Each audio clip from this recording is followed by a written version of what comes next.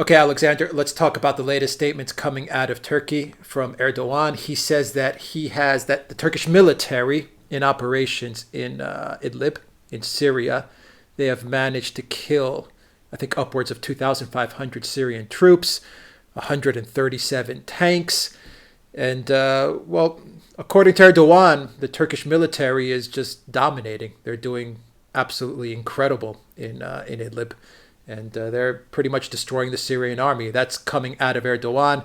I know that you have information that the reports on the ground and the facts are much different. Give us the story as to what's going on in Idlib and in Syria. I'm afraid that Erdogan is losing touch with reality because the situation in Syria itself is almost the diametric opposite of what he's saying. Now, what is true is that on Friday, directly after the airstrike, which killed 34 Turkish soldiers, in fact, I'm hearing reports that many more Turkish soldiers than that were killed, but that's not confirmed.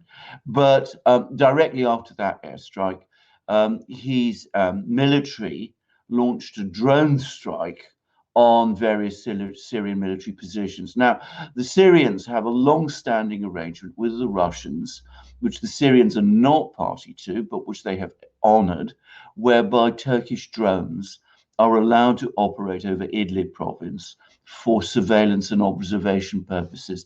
This is part of the Sochi agreements, which were made in December 2018, which agreed that Turkey would basically administer a de-escalation zone in Idlib, and that was part of what the part of that agreement was, that they would be able to have surveillance drones there. What he actually did, rather what the Turkish military did, was that these drones, which carried out that surveillance, were armed, and they attacked various Syrian military convoys, whilst the Syrians were unprepared and not undercover. And it seems a certain amount of Syrian military equipment was destroyed, and a number of Syrian soldiers were killed, not anywhere remotely up to the kind of numbers that Erdogan is saying, or indeed some of the numbers that I've been seeing in the media. I understand, and by the way, one of my sources for this is The Guardian, that the total number of Syrian soldiers killed has been, by the Turkish military operation since it began, is around 150. In other words, not 2,500. And that was, as I said, in the initial strike. Since it began? Can you repeat that? Since it began. Since it began. Because Erdogan claims it was 2,500 in this one initial strike. Yes. Well, it's not. As I said, more like 150. Now, what happened was that in the first day, as I said, directly after this drone strike, the Syrian military was caught off balance, and a big Turkish military convoy entered Idlib and was able to recover some ground that the Syrian army had captured. The Turks and their jihadi supporters were able to recapture, in particular, the important town of Sarakib, which lies at the junction of the M4 and M5 motorways, which link Aleppo with central Syria, and which the Syrian government has been trying to free. Now, what has happened, however, is that after that drone strike, the Syrian military have recovered. They've been re-equipped very extensively, it seems, by the Russians. They've been able to send air defense systems into Idlib, and they've gone back on the counteroffensive, and they've recaptured Sarakib, and apparently they've been pushing the jihadi forces in the south backwards also. So, in effect, Erdogan's forces gained a temporary advantage. I should add that they were also able to shoot down 2 Syrian aircraft. But since then, the military balance and military events have turned against him. And we now see Al Qaeda and the jihadis and the Turkish troops in Syria all in effect in retreat. So it's not actually turned out very well. And his claim that he's killed his military have killed 2,500 Turkish soldiers is just pure fantasy. I mean, it's just war propaganda of the most nonsensical sort. I think there are lots of people in Turkey who believe it, but nobody who's been following the actual events in Syria itself does. And I would add, by the way, that there are some people, maybe it's early days yet, some people who think that the entire Turkish military operation in Idlib is turning into a debacle. And in fact, that Al-Qaeda is now in full retreat, and the Turks and the jihadis are now in full retreat there. So, there is a lot of fog of war, but one can say definitely that there's not been 2,500 Syrian troops killed. And at the moment, the balance of military advantage is turning decisively, it seems, against the Turkish military and Erdogan in Idlib. Yeah, I've learned over the years not to believe anything that Erdogan says. He's a master BSer. Plain and simple, he's a master BSer. He is. He says all sorts of things. Yeah. He's very good at working his own base, his own base. It's all for internal consumption. It's all for domestic consumption. All this nonsense. Absolutely. One should not take it too seriously. In fact, one shouldn't really assume that anything Erdogan says on these issues is true. The one unanswered question is how much of this he believes himself, given that he's purged his own military after the attempted coup in 2016. Maybe they're afraid to tell him right. what's actually going on. Yeah, actually, I'm glad you mentioned it, because I want to get to that. 2 points. Number one, I've heard reports that he's been launching missile strikes. Erdogan's been launching missile strikes from Turkish territory in an effort to try and bait Syria and Russia to somehow mess up and strike inside of Turkey so he could trigger Article 5. I've heard those reports. Are those true or not? That's question number one. And question number two is, this has exposed the Turkish military as essentially being a very weak military. Outside of large numbers, in other words, a large troop count, they're really not well run at all. They're actually very, very weak. And it's exposed them as being very weak. Is that true or not true? Right. Let's start with the first. The first is absolutely true. There've been Turkish artillery strikes on Syrian positions carried out from within Turkey, and Turkish aircraft, F-16 fighters, have been launching missiles at Syrian aircraft from within Turkey itself. In fact, as I said, there were two Syrian aircraft, two Su-24 bombers shot down by the Turkish Air Force in that way on Friday.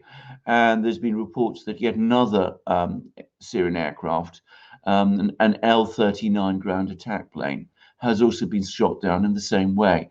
And you're absolutely right. He's trying to bait the Syrians and the Russians into launching counterstrikes on Turkish military positions within Turkey so that he can invoke Article 5. I mean, it's so transparent that, of course, the Russians and the Syrians understand it, and they're not going to do it. And then the reason they're not going to do it is they don't need to.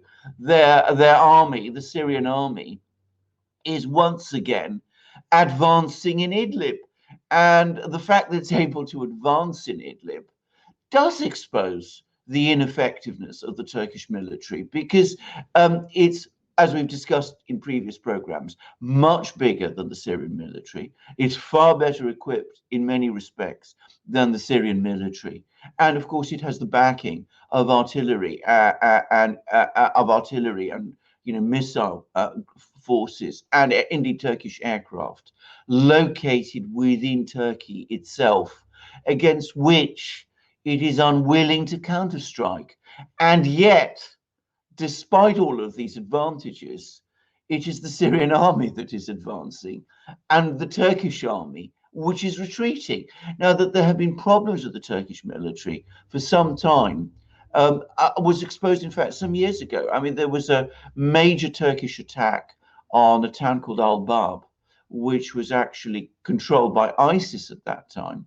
And the Turkish military were not only unable to capture Al-Bab, but they suffered numerous reverses there until they were actually bailed out by the Russians, who launched airstrikes on ISIS to assist them. So it's been a long-standing problem with the Turkish military, and part of it must be that many of the best Turkish officers were sacked after the 2016 coup, and the people who have been put in charge are people who are actually less effective, but who Erdogan trusts and who are loyal to him, but who at the same time will probably carry out orders from Erdogan, which have little military logic, and also, perhaps more importantly, will be reluctant to report back to Erdogan problems that they're experiencing on the ground, which of course increases Erdogan's detachment from reality. Exactly. You're starting to see the effects of that purge from after the coup be exposed. You really are starting to see that on the ground. Yes. I mean, I would add also that this drone strike that he carried out on Friday, what has been happening is, of course, the Syrians have now been systematically shooting down Turkish drones over Syria. So, which beforehand Erdogan was allowed to operate there. The Turks were able to operate there. So that's going to lose the Turkish military its ability to carry out, real-time surveillance of Idlib, of what's going on in Idlib, which is going to increase their lack of understanding of what's happening on the actual battlefield and their sense of detachment even further. And you're absolutely right. It is exposing the damage that was done to the Turkish military as a result of the coup. I should make things very clear also. I mean, the Turkish people will fight to defend Turkey. The extent to which Turkish soldiers, many of whom are conscripts, are willing to die on an adventure in northwest Syria, which is part of Erdogan's, neo-Ottoman foreign policy. Well, that's a completely different thing. I suspect that a lot of Turkish people will not look favorably on this adventure either. It's incredible how Syria has exposed the holes of the Turkish military. On the flip side, it's exposed the strengths and the effectiveness of the Russian military and the way they operate. Yeah.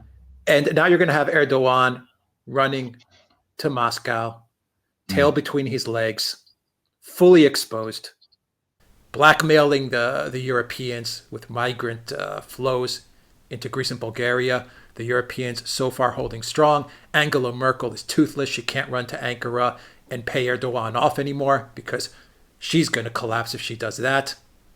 You have the Austrian Chancellor Kurz also telling Erdogan, we're not going to buy into this anymore. What is Russia going to do, Alexander?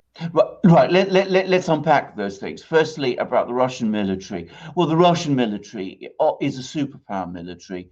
It operates at a completely different level of military proficiency and technological superiority to the Turkish. The only military in Europe or Western Asia that can compare with it is the US military. I mean, it outmatches the Turkish military at absolutely every level. The two are simply not to be compared. So that's the first thing to say. The second is that Erdogan's maneuvers with the Europeans, his attempts to flood Europe with refugees in order to gain leverage over the Europeans, so as to gain European support to put pressure on the Russians, I think that has backfired horribly. I mean, we've seen what Sebastian Kurz, the Austrian Chancellor, has said, in which he's savagely attacked Erdogan. We've seen also, I understand that Merkel, in a very soft way, because of course she's very embarrassed by this question, because of what she did in 2015, but she's also criticizing Erdogan. So instead of gaining him leverage with the Europeans, what Erdogan has done is that he has infuriated them and isolated himself and Turkey even more.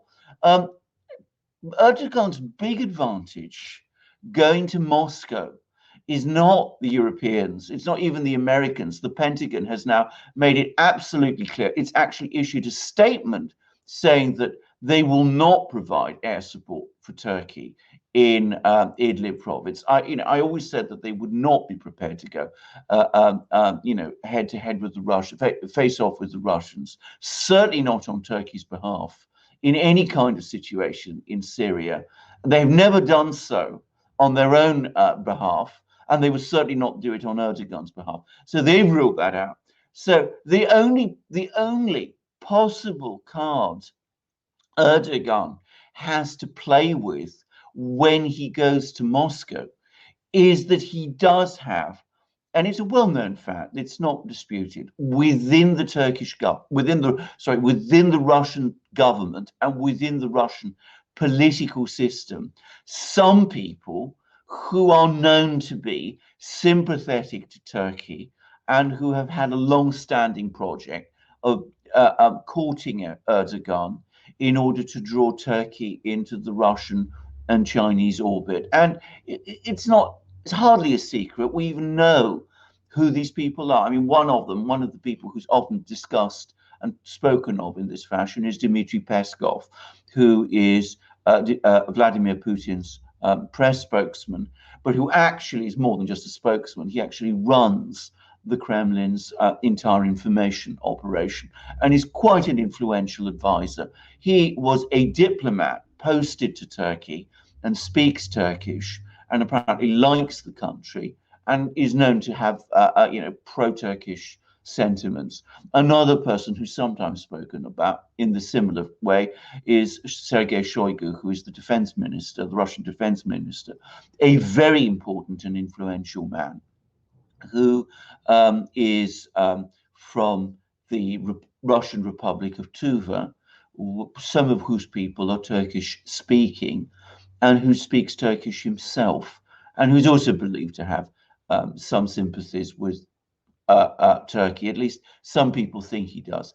I would add that by contrast, the uniformed military, the general staff in Russia, led by General Valery Gerasimov, take a much harder line on Turkey and everything to do with Turkey. They apparently think that the Russian government has been altogether too soft on Turkey. So we have contrasting forces within Russia, but that there is a pro-Turkish faction, if we can put it like that, within the Russian government has for a long time been generally accepted and widely known. I think on this occasion, the Russians will stand firm because I think Erdogan has crossed their red lines. He promised them a year ago in Sochi that he would separate Al-Qaeda from the other supposedly moderate fighters in Idlib province. He never did. It's quite clear that he supports the the people the Russians call terrorists, the Al-Qaeda and those sort of people in Idlib province. And he also gave undertakings in Sochi in 2018 that he would arrange for the two main highways linking central Syria to Aleppo, the M4 and M5 highways, to be unblocked. And that didn't happen either. And the one thing you must never do with Vladimir Putin, it's known that he takes it very badly, is make promises to him and not actually fulfill them or even try to fulfill them. So I think that this time the Russians will stand firm. And in fact, they've given every indication of doing so. Now, what does stand firm mean? I think that the Syrian military operation has never been intended to drive all the jihadis out of the entirety of Idlib. I don't think they've ever planned, for example, to recapture Idlib city, which is the provincial capital. I think the purpose of this operation always was to regain control of the M4 and M45 highways and to drive the Al-Qaeda forces further away from Latakia province, where the Russians have their big base, and which has been the subject of repeated drone and missile attacks from Idlib. So I think this operation has always had fairly limited objectives. And I think that the Russians are not prepared, are not willing at the moment to cut off Erdogan totally.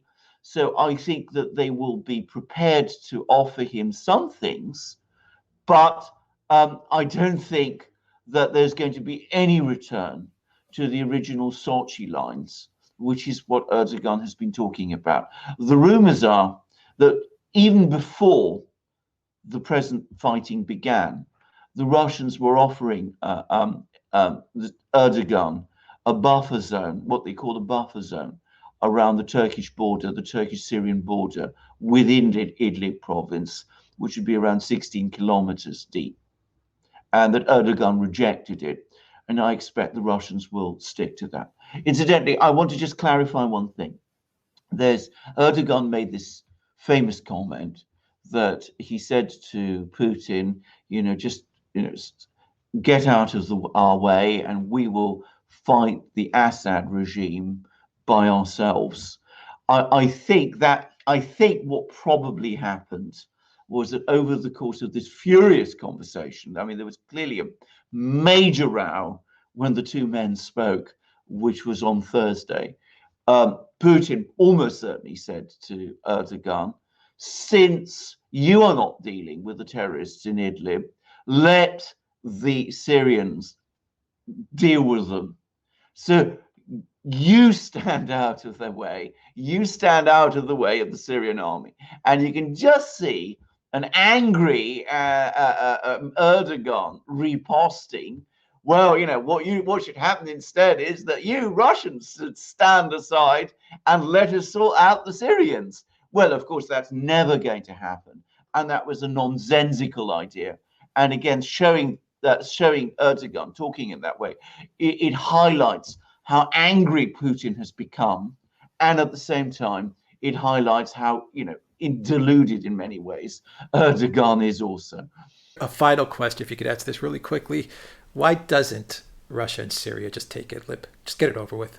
Well, perhaps they should. Didn't they do the same with Aleppo in a way? Yeah, I mean, the media, the press was really, came out against them, and there was a lot of propaganda. Oh, what's Russia doing to Aleppo, this and that. But at the end of the day, they took it over. They cleared it of terrorists and jihadists, and that was that. And the media just went away, the bad press. Why don't they just do the same for Idlib? I'm going to say straightforwardly, I think the reason, well, there's two reasons. Firstly, as I said, I think there are some residual people within Russia who are saying, well, let's not completely burn all our bridges with Turkey. We've invested heavily in this relationship. We supplied them with S-400 missiles. Lots of our people go to Turkey for their holidays.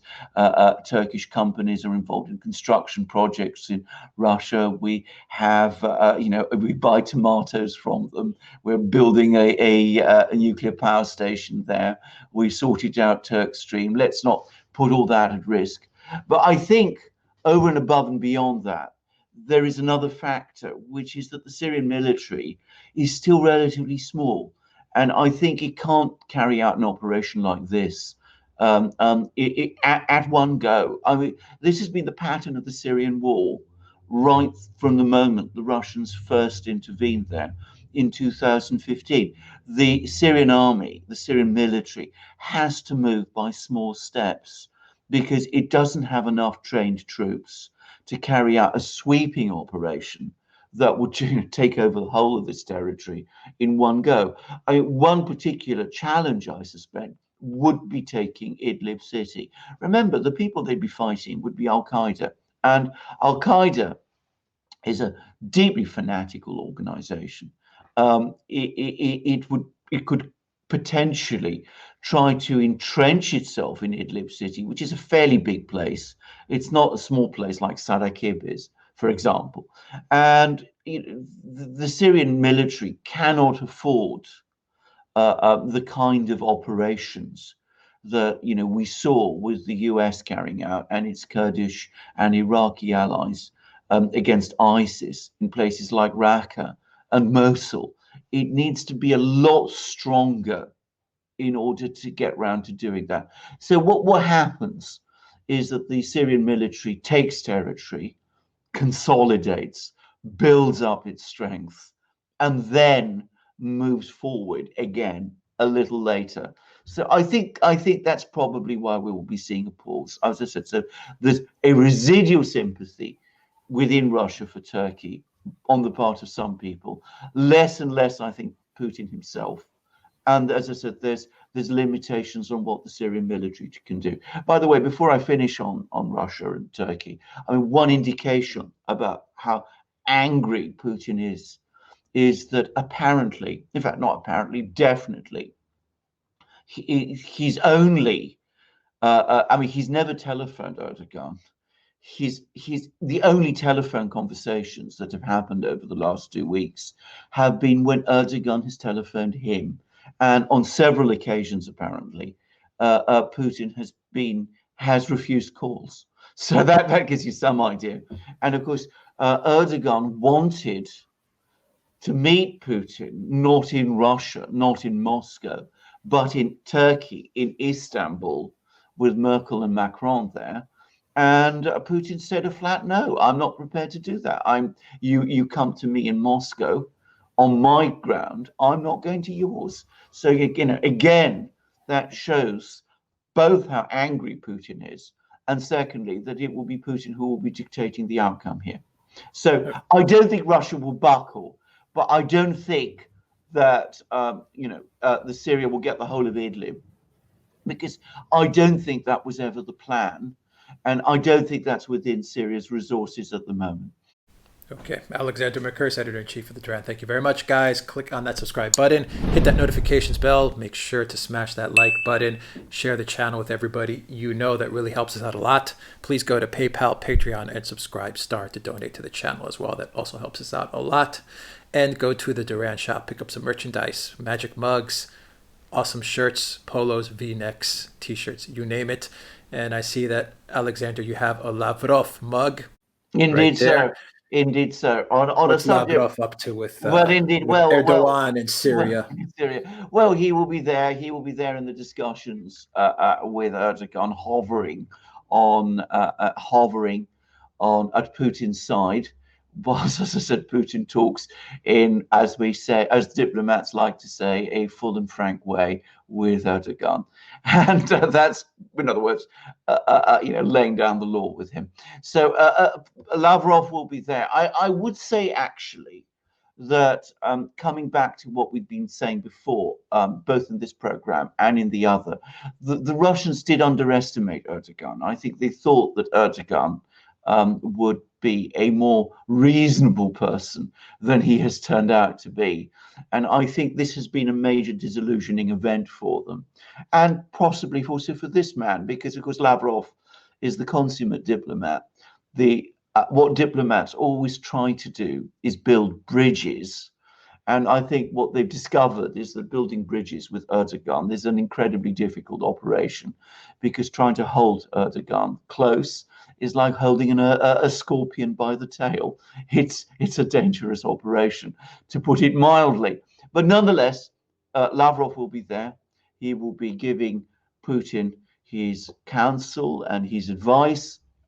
We can be sure the Russian embassy in Ankara, working in very difficult conditions, apparently, under an awful lot of abuse, will be providing careful information to Lavrov, who will be providing it to Putin.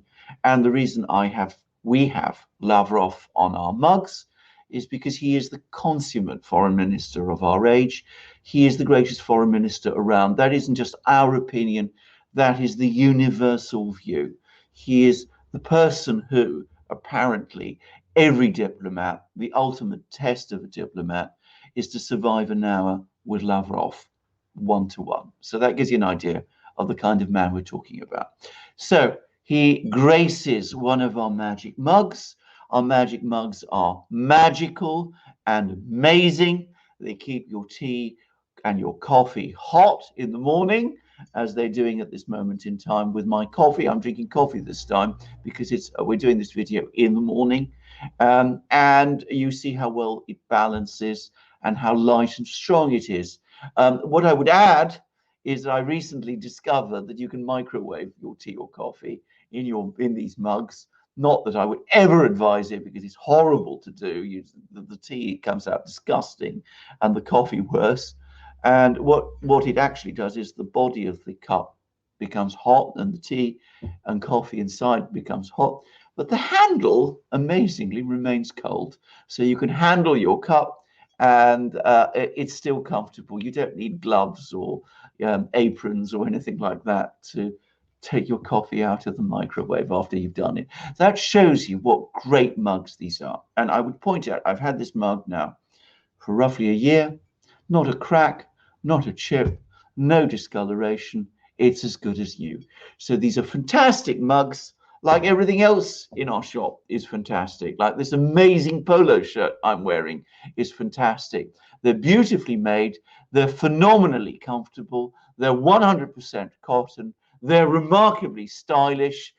You can wear them in all sorts of places. I've worn them in stately homes, on the ski slopes, at the après-ski, in all kinds of weathers, and in all kinds of social settings.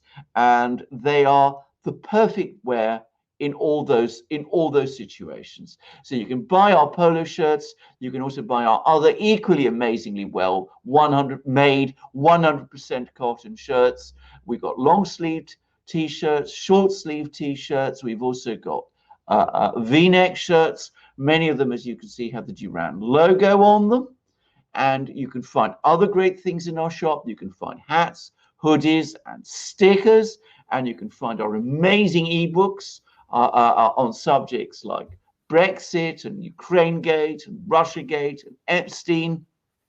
They're all there in our shop. And as Alex rightly says, you support us by coming to our shop. We are facing great problems with YouTube, who demonetize our videos regularly and unsubscribe subscribers. So this is your way of showing up your support for us. And it's also the way of acquiring these great things. So come to the Duran, come to our shop, support us in this way, bring us these great things. Alex will tell you how to do it. Just look in the description box down below for the link to the Duran shop, theduranshop.com. Alexander Mercouris, thank you very much. Until next time, everybody, take care.